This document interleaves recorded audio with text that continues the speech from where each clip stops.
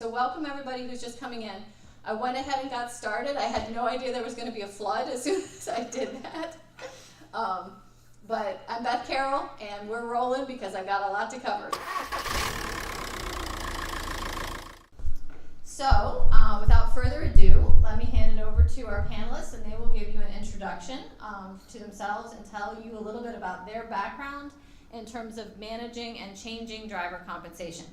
So David, let's start with you. All right, I'm Dave Christensen. I'm with Nicholas & Company. I've been there for 10 years. I've been in the food service industry for 15 years.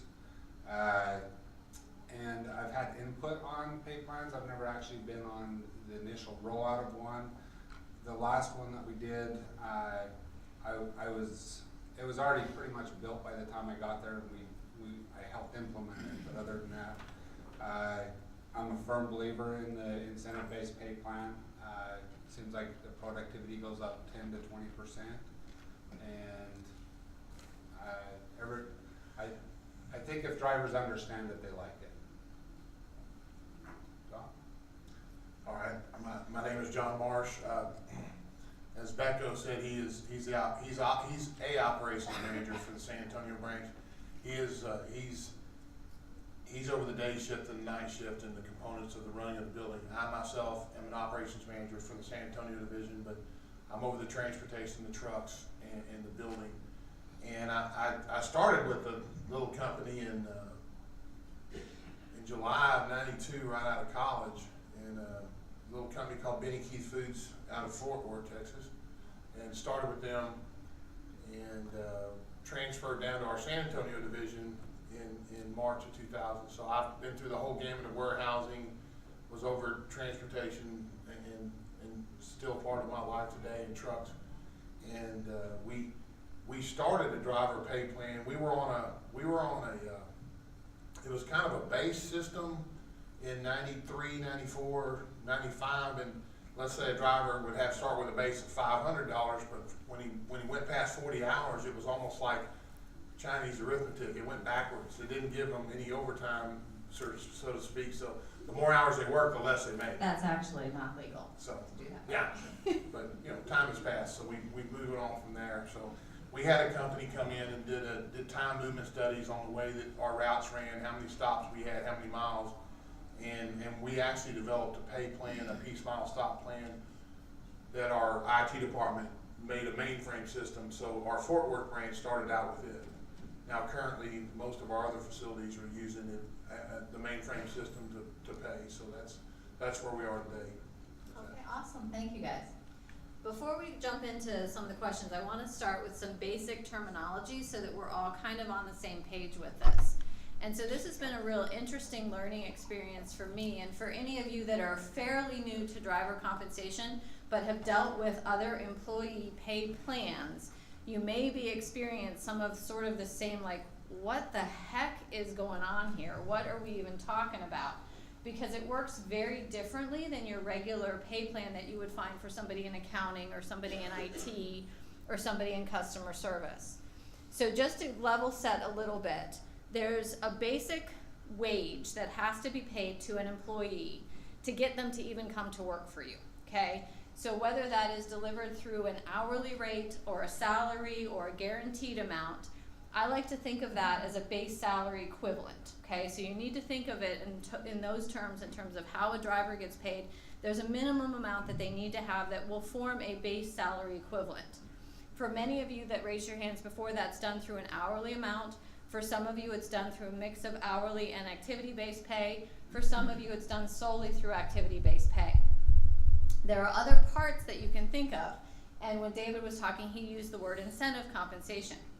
So that's one of those things that actually can have two meanings. So you could call activity-based pay incentive compensation, or you may have something for your drivers that you're paying them out on a monthly or quarterly basis that's based on safety or on-time percentage or fuel usage or something like that, that is above and beyond their activity-based pay or their hourly pay, and that could be called incentive compensation. So that portion might be seen as like the icing on the cake. It's above and beyond the base wage that they would need to have to earn a living. So I would like, if we can, in using the terminology today, if we could say activity-based pay or hourly pay or a fixed wage, right? The guarantee amount, that's their base salary equivalent. And if we're talking about something that's truly performance driven, if we call that incentive compensation, I think that'll help a little bit just from a terminology perspective. And then think about how you're going to deliver that. And from a calculation methodology perspective, do you have the systems and the resources to track it? That's a very important piece of this equation as well. There are a lot of companies out there that want to go down this path of having activity-based pay, but it's very difficult to do from a tracking perspective. So a couple questions for our panelists here. So first off, what are the main components? When you talk about activity-based pay, what are the main things that you think of that go into that?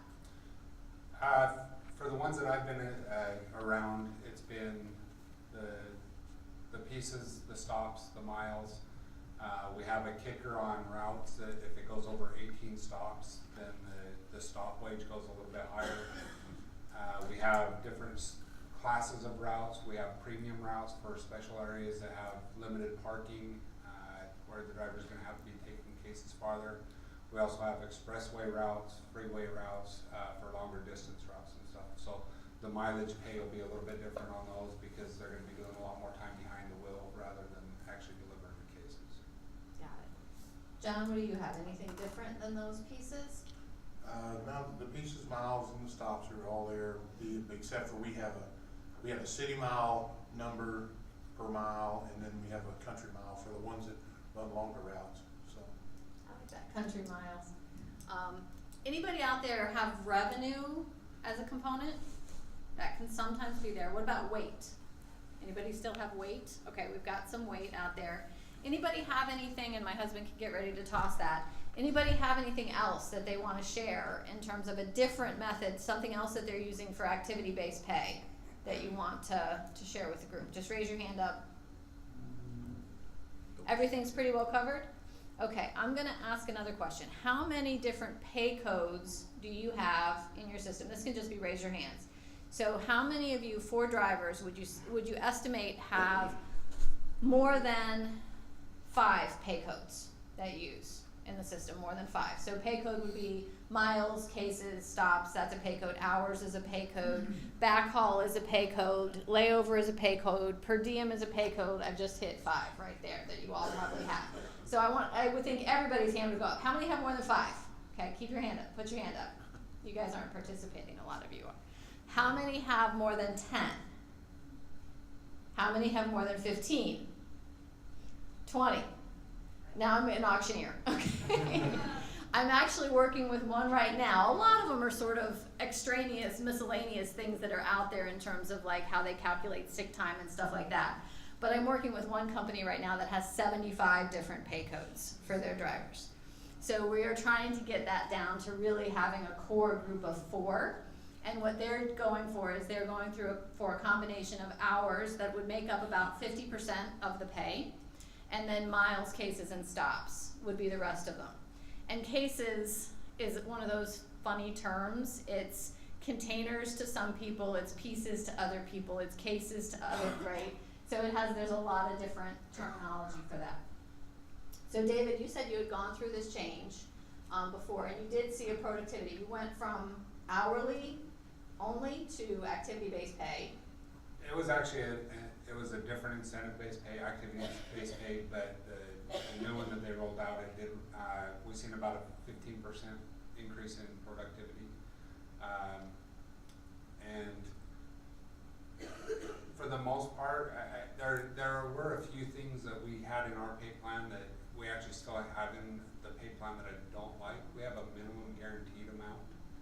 It was designed around taking care of the driver that delivered, you know, in the winter time when the cases fell off and he still had to drive 250 miles. It was designed to still give him a pretty good, decent wage for the day. And the problem is the drivers in our local area that are doing the short runs, what happens oftentimes, I'm going to throw out a number, let's say 500 cases is kind of our break-even point. And what happens is we'll have routes that are 400 cases, and if you add one more stop to that, the driver's upset because now he's working harder and still getting paid the same amount. So I'm not a big fan of having a minimum. I would sooner have a switch to a premium route if it's gonna be in the seasonal, you know, to take care of the driver. I still wanna take care of the drivers, but we've seen a negative impact on a lot of our local routes because drivers don't wanna do, you know, they're fine making $150, but they just soon come in, work for an hour and go home rather than working 4 hours to make that same $150. Got it. So that's interesting. So you actually switched from one activity-based pay system to another activity-based pay system and still saw that kind of an increase in terms of productivity. The first one wasn't a real well thought out plan and stuff. This one is truly an activity-based pay, and it's really off of just the activities, and that's where we saw the productivity. I have a question. Oh. My husband's excited. You said that you saw a 15% increase in productivity when you moved from hourly to activity pay. How do you measure that increase in productivity? What increase did you see? We were actually an activity base and went to a different one. The first one wasn't a well thought out plan, but really, somebody else gave me the hard numbers, but for the most part, you were seeing guys, instead of getting done at 2 o'clock in the afternoon, now they're going to get done at 11:30. And most of the drivers will figure out, hey, I don't want to be out there past 11:30 because then I'm going to get stuck at lunchtime when nobody will take a delivery. So they're setting a goal for themselves to be done by 11:30, so that they're not having that delay at the lunchtime. John, what's been your experience in terms of seeing a change in productivity with changes in the compensation plans? Well, I can't speak to much change other than the fact that, like I said, we were on that base system with Chinese overtime, and you know, that they were very disgruntled because of it. And the more load you put on them, obviously it's not as fair, you know. And so for this one, you know, as long as you have all the different parts and pieces of time and movement that happen, they gain every time. You know, it's hard if I put an extra 100 cases on you and you're going to make another $50. It's hard for you to come back to me and whine about it, you know, when you're fairly compensated. So once again, the only, I guess the thing that we're starting to run into with ours is when you get tenured drivers, and we do have like a years of service. And let's call it a stair step, but we've had frozen it for 7 years, because what we didn't want to get to is all of a sudden you get a driver that's 15, 18 years into it, and he gets $300-400 a week just for showing up. So general office, and we've been talking about actually kind of going back and taking the system and going back to where maybe if I'm a 2-year guy, I make so many cents a piece, but if I'm a 15-year person, I make more per piece. But I still have to carry the groceries, you know, so maybe having some type of plan, as far as a progression and how you get paid, but at the same time, let's just face it, a driver when he's 20 years down the road, they're not going to deliver 1,000 cases like someone else did before. So just making them earn that. But. So I think back to one of my earlier questions, I think most of the hands went up when I asked if you have a mix of hourly and activity-based pay, correct? Can I see those hands again? Hourly and activity-based pay mixed. It's a good, almost half of the people in the room have that. To me, that actually can solve, and I know some of you are gonna get very mad at me when I say anything positive about hourly pay, and I'm sorry, but it can actually work as a good catch-all for some things. So what you were just talking about in terms of seniority and how do you reward drivers for tenure, if you think about, even if you've got 10 pay codes, okay? If you have 10 pay codes and 6 seniority levels that are applied to those pay codes, you now have 60 different rates that you're talking about. If you have 4 seniority levels, you've got 40 different rates. It's still a nightmare. And then you're probably, if you've got more than one DC, chances are you have to change those rates by DC because the routes are going to be different in terms of how many miles they typically have, as you guys were talking about. Some are short, some are country miles, some have more stops, some have more cases. So it's very, very hard to have any kind of a one-size-fits-all approach here. If you already have the hourly component in your plan, or if you're at least willing to consider it, that can be a piece that covers off some of those extraneous pay codes, right? So it would cover off the layover and the detention and some of that extra waiting time and just sitting around if they're coming in for a meeting, all that gets caught in that hourly bucket. Plus it makes it much easier to have the hourly rate be the thing that varies by tenure or seniority, or if you wanted to get into a merit system, you could actually do that on the hourly rate, and then you could be more consistent in terms of the pieces, the miles and stops, that those things are not varying by tenure, instead they're just set for the driver. So that's something to consider to try to kind of keep the noise of this down, because it does become a very complex and unwieldy system.